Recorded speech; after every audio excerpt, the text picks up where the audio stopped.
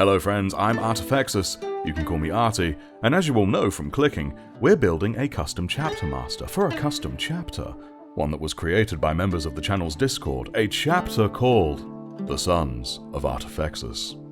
For real, having a chapter created in the channel's honor is immensely humbling. Anyways, let us beat about the space bush no longer.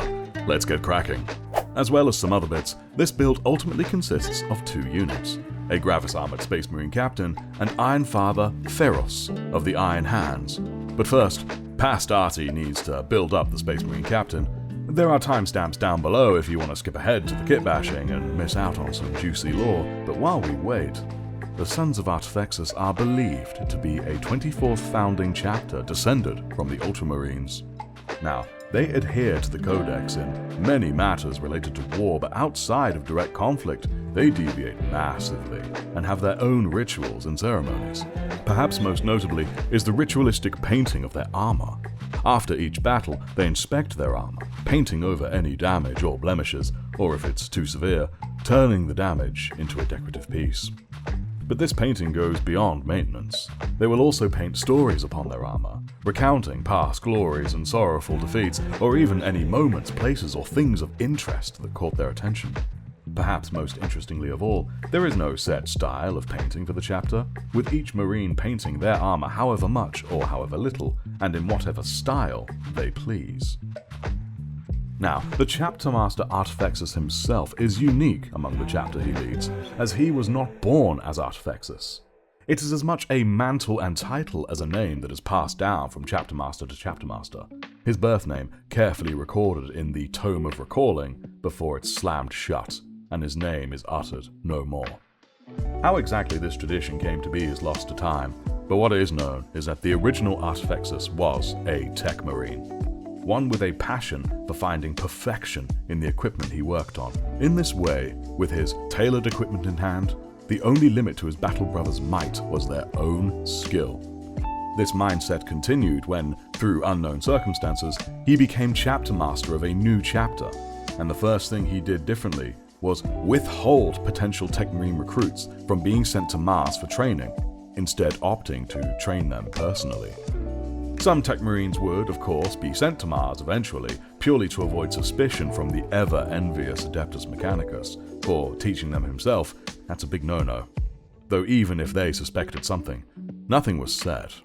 It's not recorded exactly when the original Artifexus died, but rumors abound that he was killed upon the battlefield, and his most senior student, noticing the crumbling morale of the army around them, did not announce his death, and instead donned his master's arms and armor, thus revealing the Artifexus to be miraculously alive. With that surge in morale, the day was won.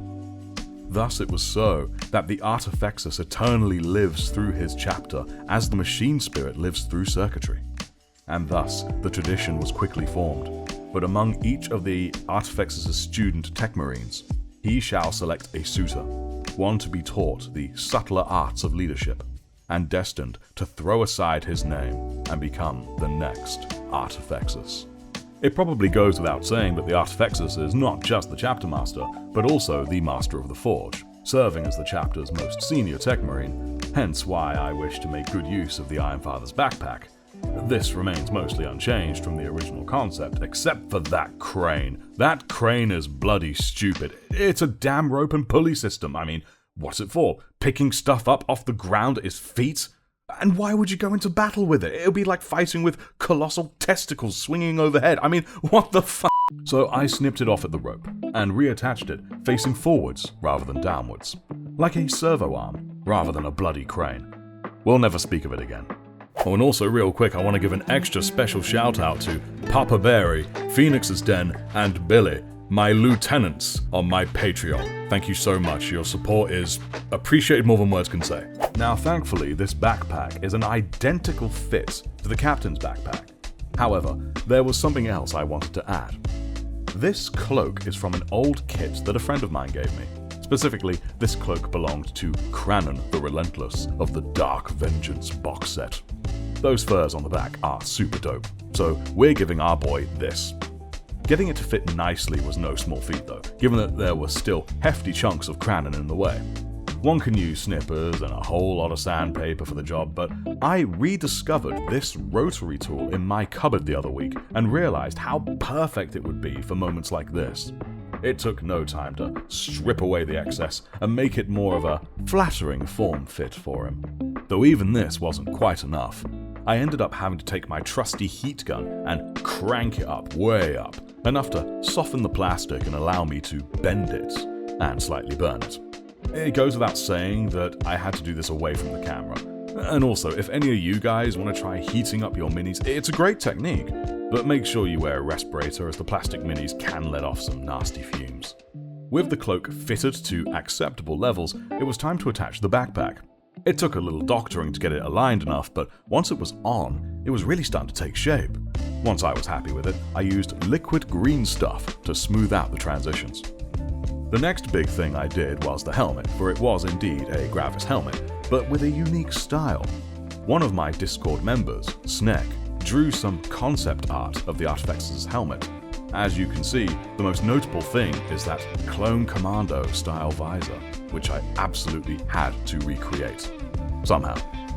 I decided to forego any clever methods and just go at it with my knife.